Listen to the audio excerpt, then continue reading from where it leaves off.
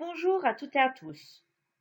Dans cette capsule, nous allons faire des applications sur la puissance, sur l'énergie et sur l'effet Joule.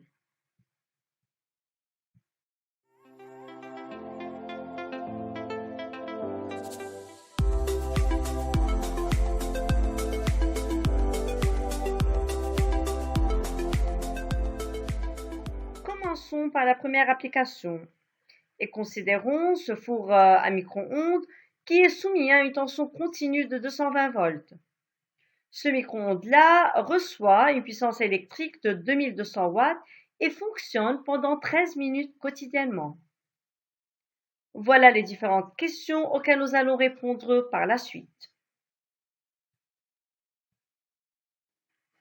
Premièrement, nous devons déterminer la valeur de l'énergie électrique reçue par cet appareil-là en joules. Pour trouver E, nous allons utiliser la formule qu'on a déjà apprise dans la capsule précédente, celle de la puissance et de l'énergie. La formule est la suivante, E est égal à P fois T. En d'autres termes, la consommation d'énergie dépend de la puissance de l'appareil en fonctionnement et de sa durée d'utilisation. À très bien faire attention ici. Pour obtenir la valeur de l'énergie en joules, la valeur de la puissance doit être en watts et celle du temps en secondes. Nous avons déjà la valeur de la puissance en watts, c'est de 2200 watts, mais la valeur de T est exprimée en minutes. Alors, nous devons multiplier les 13 minutes par 60 pour obtenir la valeur de T en secondes. Alors, nous obtiendrons la valeur de E qui sera égale à 1 716 000 joules. Ensuite, nous devons déterminer la valeur de l'énergie électrique en kWh. Nous allons ici utiliser la même formule, E est égal à P fois T, mais pour obtenir la valeur de l'énergie en kWh, la valeur de la puissance doit être en kilowatts et la valeur de T en heures. Pour avoir la valeur de la puissance en kilowatts, nous devons diviser les 2200 watts par 1000 et pour obtenir la valeur de T en heures, nous devons diviser les 13 minutes par 60. Par suite, nous obtiendrons la valeur de E qui sera égale à 0,48 kWh. Voilà comment nous avons pu trouver la valeur de l'énergie électrique reçue en joules et en kWh.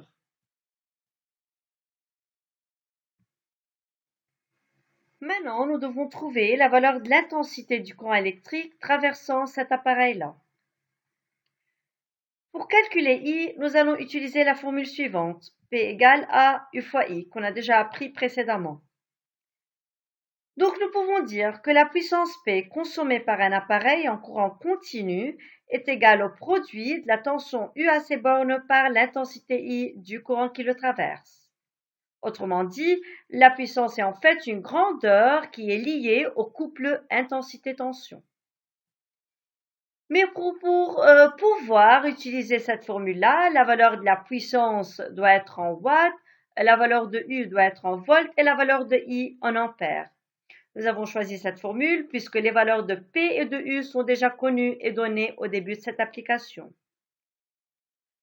Donc, pour calculer I, nous devons diviser la puissance par la tension. Alors, divisons les 2200 watts par 220 volts, nous obtiendrons la valeur de I qui sera égale à 10 ampères. Voilà comment on a pu trouver la valeur de l'intensité du courant électrique traversant cet appareil-là, tout en utilisant la formule de la puissance électrique. Dans cette question, nous devons calculer le prix mensuel de consommation de l'énergie électrique, sachant qu'un kWh coûte 0,2 $. Pour calculer le prix mensuel de consommation de l'énergie électrique, nous devons multiplier le prix par jour, le prix de l'énergie électrique par jour, par le nombre de jours par mois. Cherchons maintenant le prix de l'énergie électrique par jour. Pour calculer cette valeur-là, nous devons multiplier le prix par kilowattheure par la valeur de l'énergie consommée par jour. C'est en fait cette valeur-là qu'on trouve sur nos factures d'électricité, sur les compteurs d'énergie électrique aussi. Le prix par kilowattheure est déjà donné dans cette question, c'est de 0,2 $. Et la valeur de l'énergie consommée par jour est déjà calculée dans la partie B de cette application. Multiplions ces deux valeurs, nous obtiendrons la valeur du prix de l'énergie électrique par jour, qui sera égale à 0,096. Alors, pour obtenir le prix mensuel, nous devons multiplier cette valeur par le nombre de jours par mois, qui est environ 30, égal à 30. Alors, le prix mensuel sera égal à 2,88 $. Faisons une deuxième application.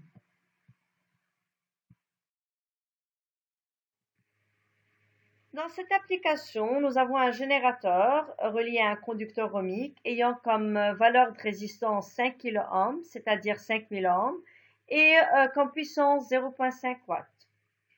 Voilà les différentes questions de cette application. Et ici, j'ai schématisé le circuit puisque ça va nous aider à répondre aux questions suivantes. Dans la première question de cette application, nous devons déterminer la valeur de l'intensité du courant électrique qui traverse ce conducteur ohmique. Pour trouver I, nous allons utiliser cette formule, P égale à R fois I au carré. Mais pourquoi a-t-on choisi cette formule-là? Pour la simple raison qu'on a déjà la valeur de P, qu'on a déjà la valeur de R, ces valeurs sont connues, sont données dès le début de cette application. Et la valeur de I est la seule inconnue à trouver ici. Mais pour pouvoir utiliser cette formule, la valeur de P doit être en watts, celle de la résistance en ohms et celle de l'intensité en ampères. I au carré sera égal à P divisé par R. La valeur de P est de 0,5 watts, la valeur de R est de 5 kΩ. Nous devons la convertir en ohms en la multipliant par 1000. Alors, I au carré sera égal à 0,5 watts divisé par 5000 ohms. Ça sera égal à 0,0001. Donc, I sera égal à racine carrée de cette valeur, ça sera égal à 0,01 ampères. Voilà comment on a pu trouver la valeur de l'intensité du courant électrique tout en utilisant la formule P égale à R fois I au carré. Et sur le schéma ci-contre, nous pouvons voir le sens du courant électrique sortant toujours de la borne positive du générateur et rentrant par sa borne négative. Question suivante. Quelle est la valeur de la tension au bord du générateur? Puisque dans ce circuit, on a juste un générateur relié au conducteur ohmique. Donc, la valeur de la tension au bord du générateur est égale à la valeur de la tension au bord du conducteur ohmique. Appliquons la loi d'Ohm. Nous pouvons écrire UR égale à R fois I. Tension en volts, résistance en ohms et intensité en ampères. Alors, UR, ça sera égal à 5000 multiplié par 0,01, ça sera égal à 50 volts. C'est en fait la valeur de la tension au bord du générateur.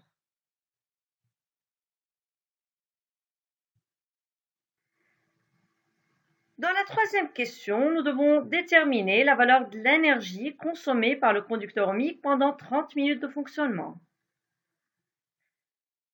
Pour trouver l'énergie, nous allons utiliser la formule suivante qu'on a déjà appris, E égale à P fois T. Donc l'énergie d'un appareil correspond à la puissance consommée par cet appareil-là pendant un certain temps. Pour avoir l'énergie en joules, la puissance doit être en watts et le temps en secondes. Nous avons déjà la valeur de la puissance en watts, c'est de 0,5 watts, mais le temps est donné en minutes. Par suite, nous devons multiplier les 30 minutes par 60 afin d'obtenir la valeur du temps en secondes.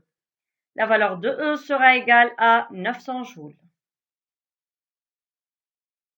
Finalement, à quelle forme d'énergie est transformée l'énergie électrique dans un conducteur ohmique? À très bien savoir qu'un conducteur ohmique ne peut pas stocker l'énergie électrique qu'il reçoit. Il la transforme complètement en énergie thermique, c'est-à-dire en chaleur. Voilà les différentes questions de cette application.